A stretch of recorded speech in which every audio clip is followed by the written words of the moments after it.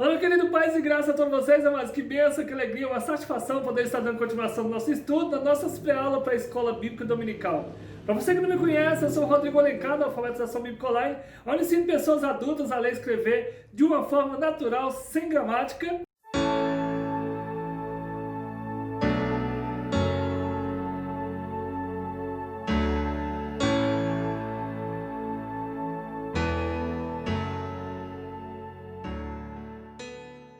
E para você que está assistindo pela primeira vez, seja bem-vindo, receba o nosso abraço, o nosso carinho. E desde já eu quero pedir você para nos ajudar curtindo, compartilhando, fazendo o seu comentário, se inscreva no nosso canal e você ficará por dentro de todo o nosso conteúdo. Essa lição, essa revista é do terceiro trimestre, nós estamos agora em 2020. O título dessa lição é Os Princípios Divinos em Tempos de Crise. E diz aqui a reconstrução de Jerusalém e o avivamento espiritual como exemplo para nossas vidas. E essa revista é uma revista da CPAD, Estudo para Jovens e Adultos. E agora também nós alcançamos a lição de número 3, que também tem o título O Despertamento Renova o Altar. Dando continuação ao texto dessa lição, que nós chamamos o texto de ouro, se encontra no livro de 1 Reis, capítulo 18, e versículo 30, onde diz assim: Então Elias disse ao povo: Chegai-vos a mim. E todo o povo chegou-se a ele e reparou o altar do Senhor que estava quebrado. Veja só, verdade prática, diz aqui o comentarista: Satanás jamais derrotará o crente cujo altar é constantemente renovado pelo Espírito. Os versículos-chave para a leitura bíblica em classe se encontram no livro de Êxodo, capítulo 3, versículo de 2 a 5 e também o versículo de 10 ao 13. Nós não vamos estar lendo para que o vídeo não fique muito longo, mas você pode estar lendo na sala de aula com seus alunos. Que o seu Deus abençoe, venha te dar sabedoria, força, graça e entendimento em nome de Jesus. Então, dando continuação, o objetivo geral dessa lição, diz aqui o comentarista, é identificar o que caracteriza o verdadeiro despertamento espiritual. Os objetivos específicos são 3.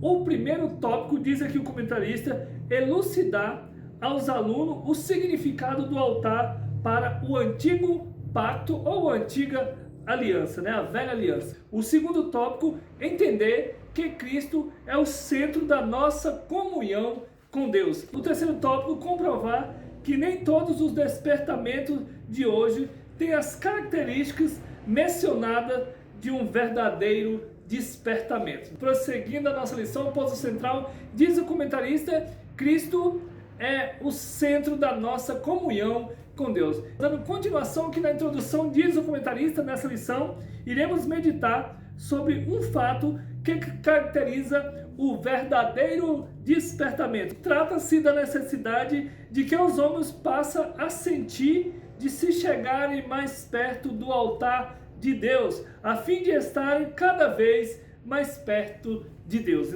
O primeiro tópico, o despertamento conduz o homem ao altar. Veja só que o primeiro subtópico diz que os judeus sentiam a necessidade do acesso a Deus, que o altar lhe proporcionava. Então os judeus, eles sentiam essa necessidade, né, desse acesso a Deus. Então eles tinham que ir, né, levantar esse altar, que nós também necessitamos, né? O propósito que trazia no coração, quer dizer, os judeus traziam no coração, ao retornar do cativeiro, precisava ser muito firme, quer dizer, precisava muito de Deus, né? Porque estavam rodeados de inimigos cruéis. Eles chegaram ali, mas estavam rodeados de inimigos cruéis. Mesmo que nós temos as promessas de Deus, né? Nós sabemos que Deus vai nos dar vitória, mas nós sabemos que nós estamos rodeados de inimigos para impedir. A Bíblia diz: o terror estava sobre eles por causa dos povos da terra. Os povos das terras ali, né, queriam impedir desta obra que estava colocada no coração, né, deles. Êxodo capítulo 3 e o versículo 3. Diz aqui: por isso mesmo, o povo sentia que precisava do acesso a Deus através do altar. Então o povo, eles viam, então, já que nós voltamos agora e nós precisamos, né, desse acesso a Deus através do altar. Então, para isso, eles primeiro iam ter que levantar ali um altar ao Senhor. Por isso mesmo, o povo sentia que precisava do acesso a Deus através do altar. Esse será o holocausto contínuo perante o Senhor, onde vos encontrareis para falar contigo ali, né? Êxodo capítulo 29 e o versículo 83, e diz aqui, os judeus agora almejavam estas bênçãos através do altar. Então, eles tinham colocado no coração, sabia que só o Senhor poderia dar essa vitória. Então, eles descansavam no Senhor e eles levantaram o altar e continua oração, buscando o Senhor, né, para que o Senhor viesse fortalecer e dar vitória diante dos inimigos. O segundo subtópico, todos os despertamentos genuínos, começa com a restauração do altar. Então, todo despertamento tem que começar com a restauração do altar. E ele diz aqui, temos na Bíblia vários exemplos disto. Vejamos o primeiro ponto, a letra A, diz aqui, no tempo do profeta Elias, nos dias do rei Acabe. Né? Ele deixa aqui o texto, 1 Reis, capítulo 18, e o versículo 16 ao versículo 40. No confronto com os profetas de Baal, a primeira coisa que Elias fez foi reparar o altar que estava quebrado. Então, esse altar estava quebrado, né? Porque nós sabemos que quando o povo saiu ali, ficou em ruína Jerusalém. Tanto foi derrubado os muros, foi derrubado também o templo, e também aquele altar ali. E agora, Elias, a primeira coisa que faz é reparar o altar, né? 1 Reis, capítulo 18 e o versículo 30.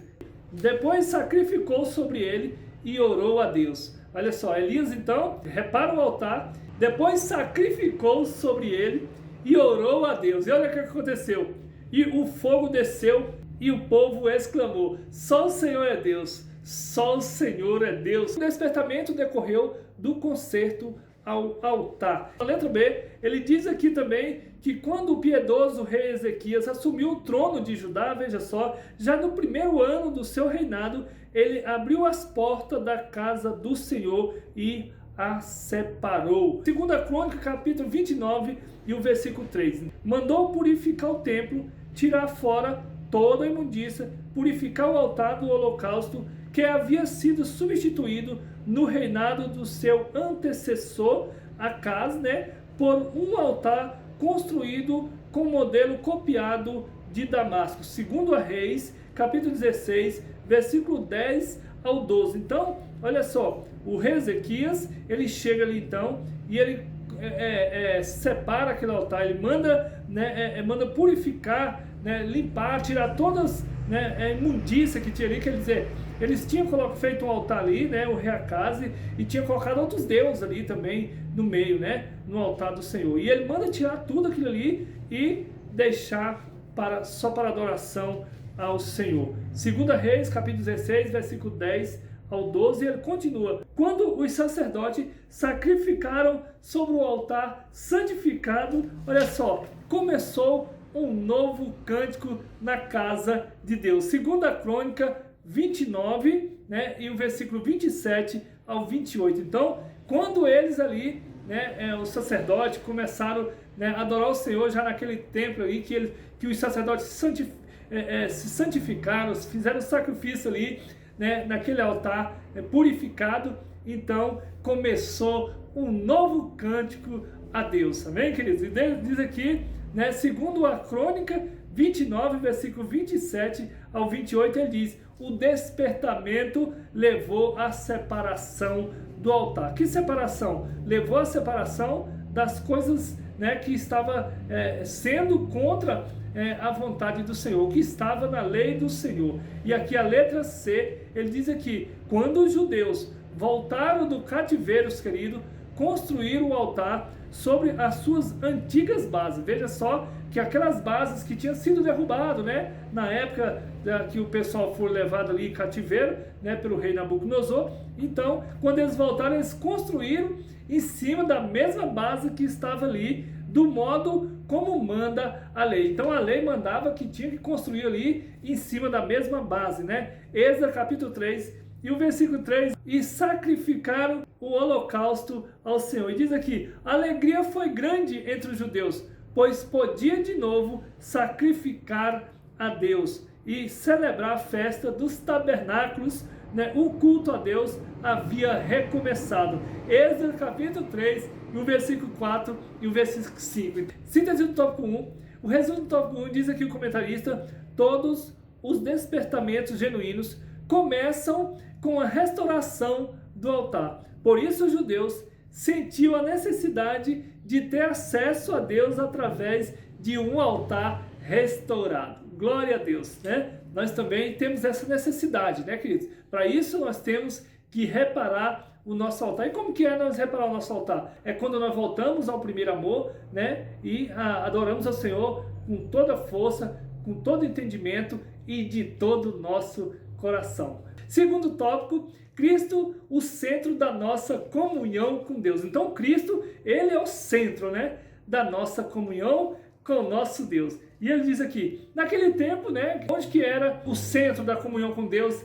na antiga aliança? Era lá no altar. Então eles iam lá e tinha que estar oferecendo sacrifício, né, de animais ali no altar. Mas agora não. Agora, o centro da nossa comunhão com Deus não é mais lá no altar. O centro da nossa comunhão com Deus agora é em Cristo Jesus, né? E ele continua dizendo aqui, olha só, no Antigo Testamento, veja só que o altar era o ponto central, né, do culto a Deus. Então nós vemos aqui que no Antigo Testamento, né, o ponto central do culto a Deus era quando eles iam lá no altar. Ali eles estavam sacrificando, né, fazendo isso no Antigo Testamento. Vejamos só, prestamos atenção, e ele diz aqui, no Novo Tempo, o Novo Testamento, o sacrifício de Jesus no Gólgota é o grande acontecimento para o qual o altar apontava profeticamente. Então, nós vemos aqui, Paulo diz aqui, Paulo escreveu à igreja de Corinto, primeiramente, vos entreguei o que também recebi, olha só, que Cristo morreu por nossos pecados, segundo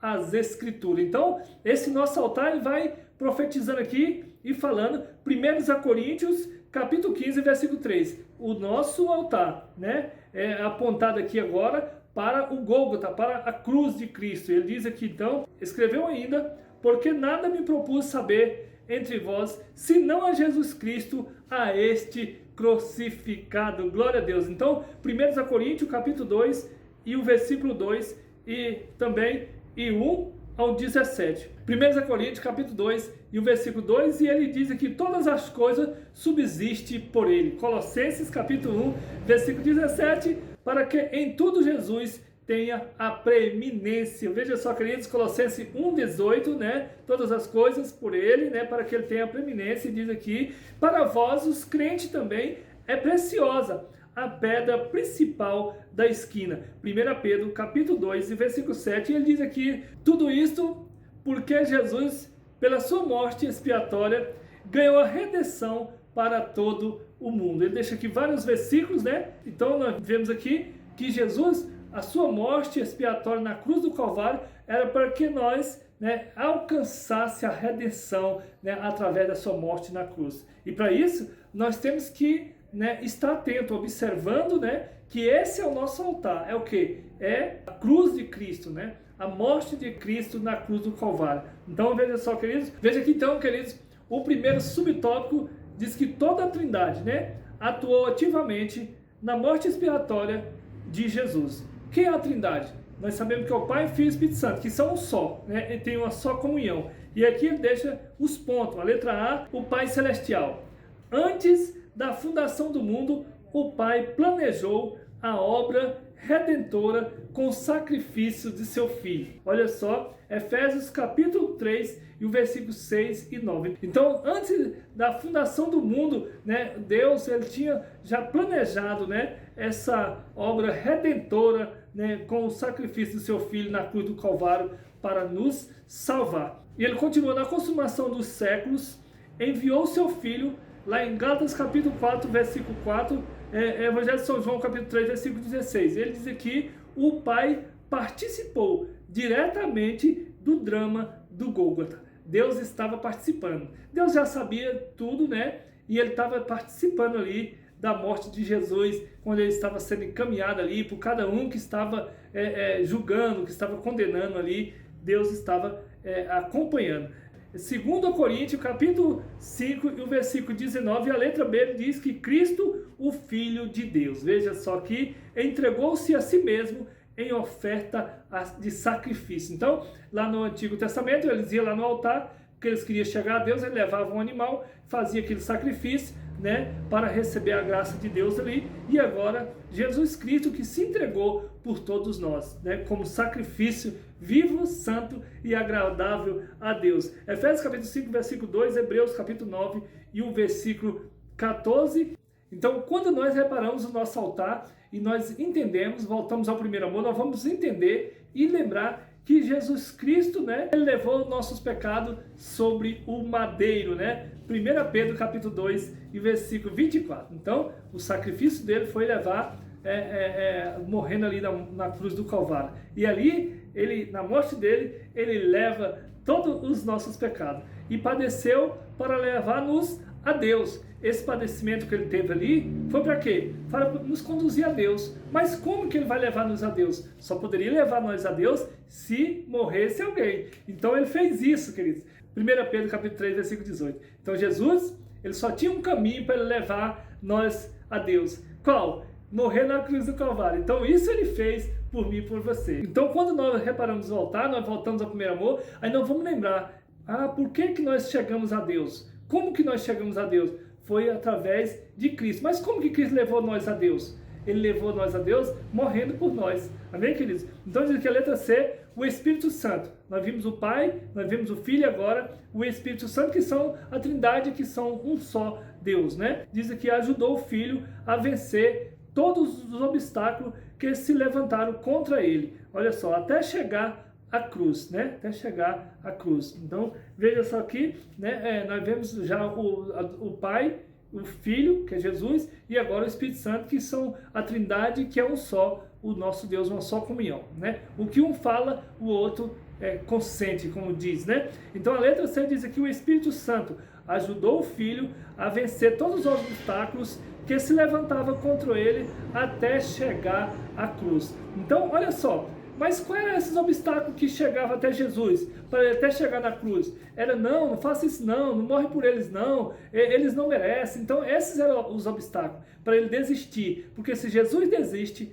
nós estava perdido, né, querido? Mas aí o Espírito Santo, né, que ajudou, né, a vencer todos esses obstáculos, até ele chegar na cruz. Olha só, para chegar na cruz, para morrer por nós, querido, veja só, foi pelo Espírito Santo que Jesus ofereceu a si mesmo imaculado a Deus. E é pelo Espírito Santo, né, que Jesus chegou, né, puro, santo, imaculado a Deus ali para morrer por mim e por você. Hebreus capítulo 9, versículo 14. Porque como que ele chegou puro, santo, imaculado? Porque ele não pecou em nada, queridos. Não pecou em nada. Até mesmo dele rejeitar de ir para a cruz, ele não pecou. Porque ele já tinha esse propósito de vir morrer por mim e por você. Segundo subtópico, o Espírito Santo quer, pelo despertamento, mostrar aos homens a grande vitória de Jesus no Gólgota. Então, o Espírito Santo quer mostrar para nós, né, a grande vitória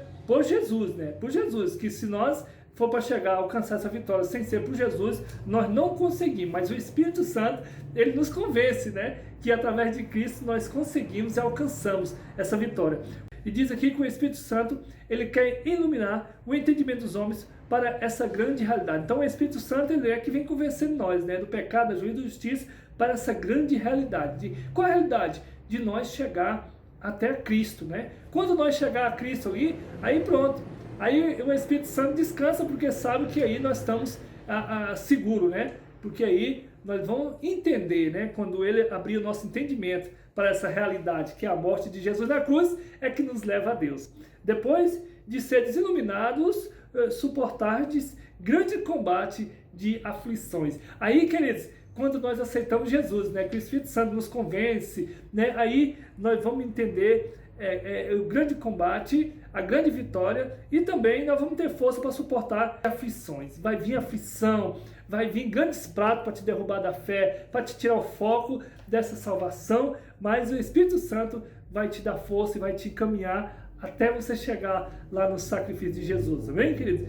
Hebreus capítulo 10 e o versículo 32. Na letra A diz aqui, o Espírito Santo revela. Efésios capítulo 1, versículo 17. Como é que ele revela? Iluminando os olhos do nosso entendimento, para que saibamos a grandeza de seu poder sobre nós. Do poder de quem? Do poder de Deus, né? Qual é esse poder? É de ressurreição. Não tem um poder maior que esse. Quem é que não quer esse poder da ressurreição sobre as nossas vidas. Então, Deus, Ele nos dará esse poder. Mesmo a Bíblia diz que, mesmo morto, né, se crê, viverá eternamente. E Ele diz aqui que manifestou em Cristo, ressuscitando-o dos mortos. Efésios capítulo 1, versículo 19 ao 20. Então, Ele ressuscitou Jesus. E isso também Ele fará com nós. Para isso, nós temos que voltar, né, e levantar esse altar em Cristo Jesus, que Ele é o ponto, né, central da nossa fé, Jesus. O Espírito Santo revelou a Pedro que Jesus era Cristo, o Filho de Deus vivo. Então, tá vendo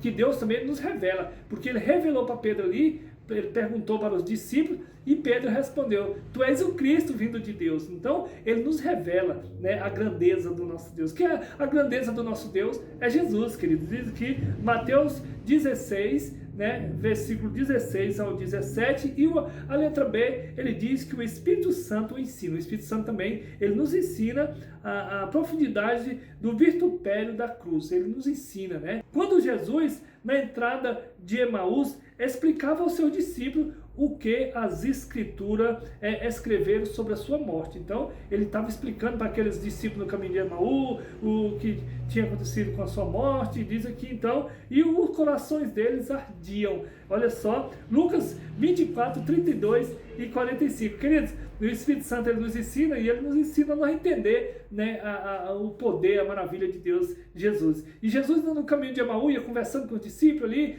e os discípulos meio tristes porque Jesus tinha morrido, né? E agora era a única esperança, e Jesus falando para eles, e eles foram ouvindo aquela palavra. Diz aqui Lucas 24, 32, que aquela palavra que Jesus falava ardia no coração deles. Assim também o Senhor, o Espírito Santo, faz arder essa palavra de poder de salvação nas nossas vidas. Amém, querido? Nós dando continuação, a letra C, o Espírito Santo explica. Olha só, ele também explica o verdadeiro significado da morte de Jesus na cruz. Ele explica para nós, né, para nós entender o verdadeiro significado da morte de Jesus na cruz, sobre o infinito alcance do brado. Do qual brado? Que ele diz, está consumado. Ele explica para nós o verdadeiro significado da morte de Jesus na cruz, sobre o infinito alcance do brado, está consumado. Evangelho de São João, capítulo 19, versículo 30. Então, ele explica para nós entender do alcance do brado que Jesus diz: Pai,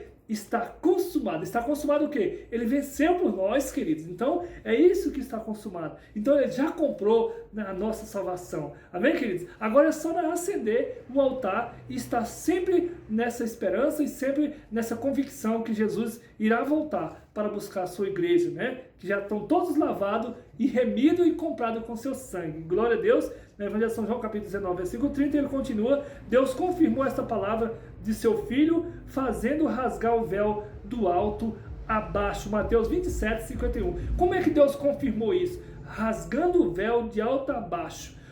Qual que é esse véu?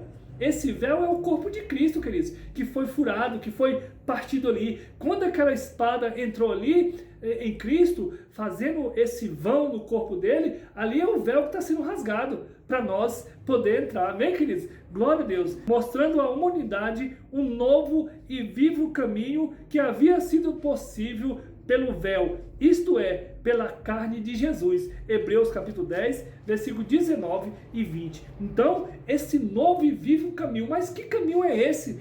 Glória a Deus, porque aquele caminho ali era de poder fazer aquele altar ali e acender, né, aquelas velas, tudo ali, né, acender aquelas brasas ali. E agora não, esse caminho agora é Cristo, queridos.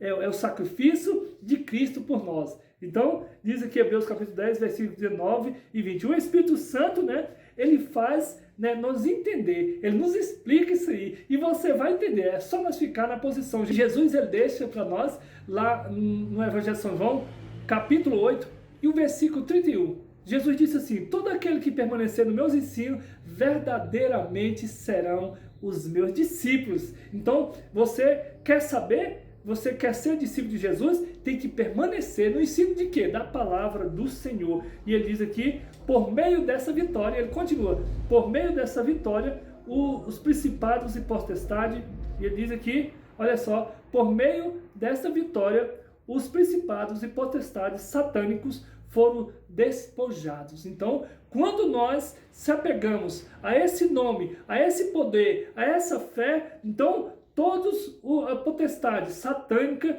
foram despojados, foram expulsos. Não existe mais. A partir do momento que nós se apossamos com essa fé nesse poder do nosso Senhor Jesus, porque Ele está vivo, Ele não morreu, né? Então Ele ressuscitou e vive e está aqui no nosso meio. Agora é só nós se apegar com Ele. Jesus triunfou sobre eles na cruz. Aí Jesus triunfou, queridos. Eles queriam nos matar, eles queriam nos perseguir, perseguindo Jesus, mas o Espírito Santo ajudou Jesus e Jesus, né, conseguiu vitória sobre tudo isso aí. Para quem? Para nós. E Ele nos deu essa vitória. Amém? Glória a Deus. Ele diz aqui então, Colossenses capítulo 2, versículo 15, e por isso temos nele a vitória. Nós temos a vitória em quem, queridos? Em quem que nós temos a vitória? Em Cristo Jesus. E nós reconhecer que Ele é o centro da nossa comunhão com Deus. Glória a Deus. Né? E diz aqui, 1 Coríntios, capítulo 15, versículo 57,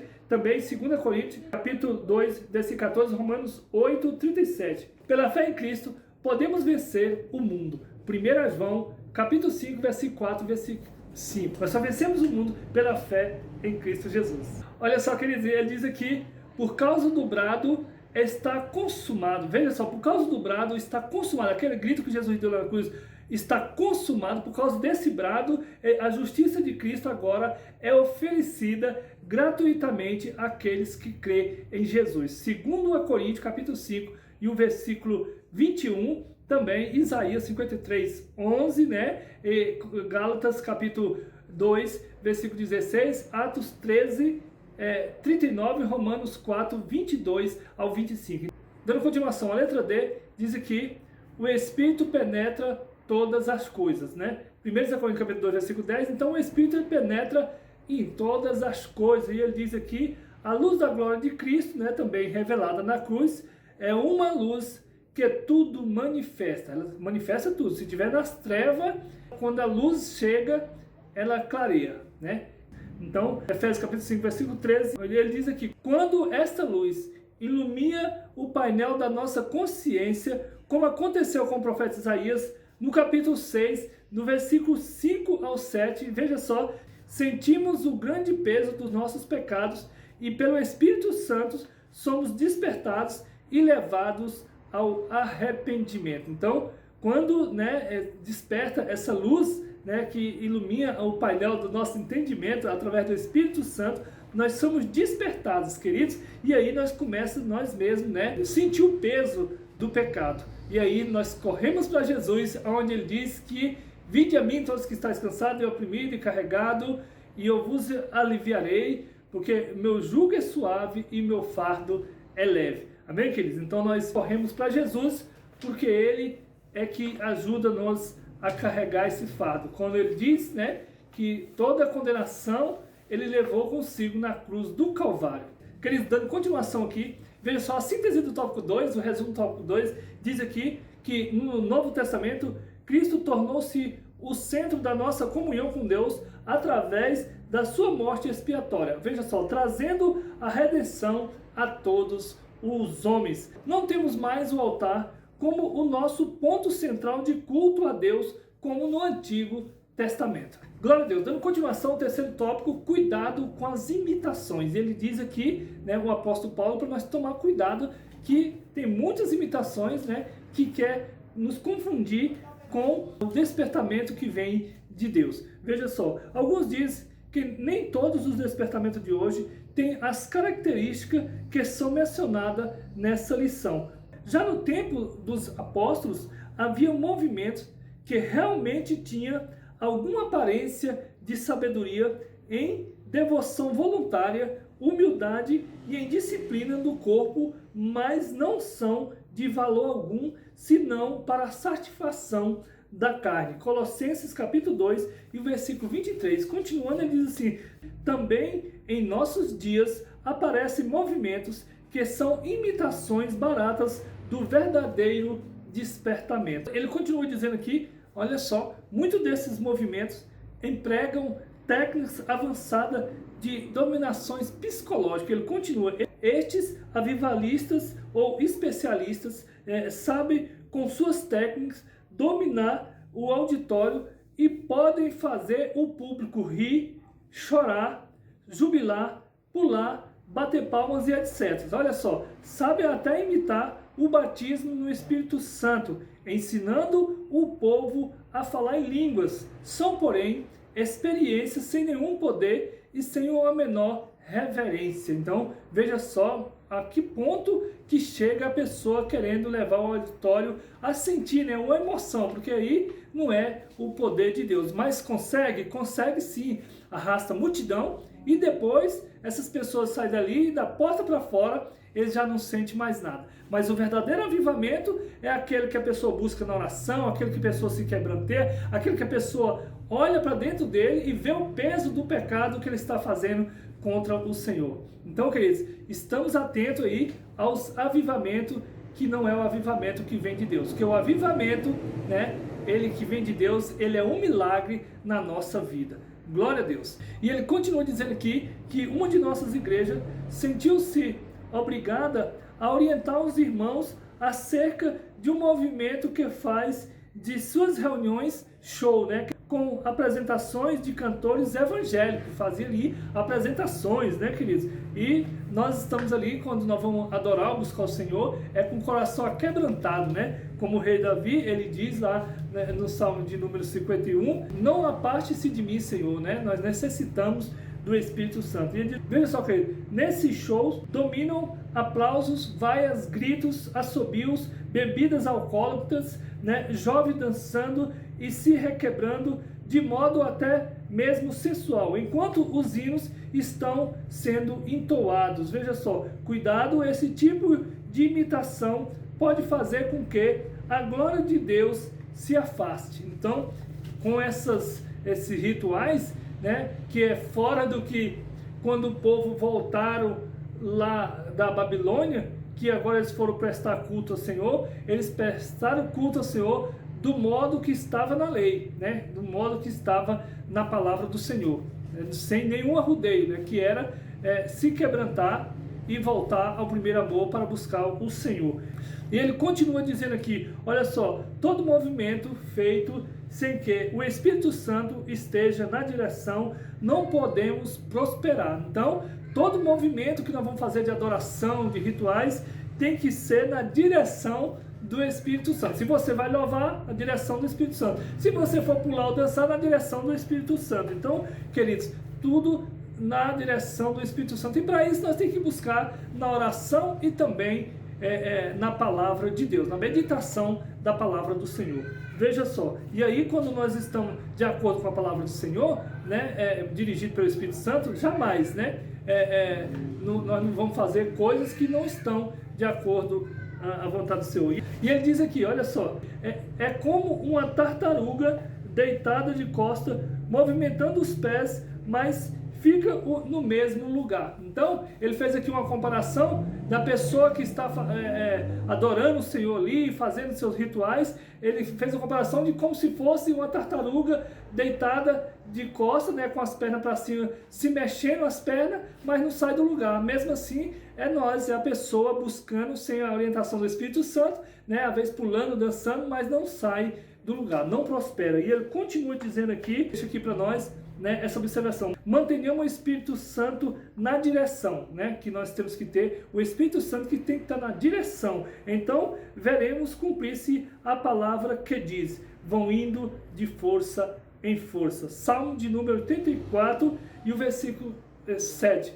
Glória a Jesus. Então, toda glória a Jesus. Então, dando continuação aqui, já estamos finalizando, né? A síntese do tópico 3, o resumo do tópico 3 diz aqui, o estudo sistemático da Bíblia é necessário, né, para identificar os movimentos que não têm as características, né, do verdadeiro despertamento espiritual. Então, o estudo sistemático, está sempre estudando ali a Bíblia, orando, né, para que Deus, né, nos guie, para que o Espírito Santo nos guie. Sem isso, o que passar disso aqui, né, não é de Deus, não é do Espírito. E se não for do Espírito, nós não prosperamos. Só prosperamos quando nós estamos na direção do Espírito. Glória a Deus. Terminando aqui a aula de número 3, fica aqui meu abraço, meu carinho a todos vocês. Até a próxima aula, se assim o Senhor nos permitir. A paz do Senhor Jesus.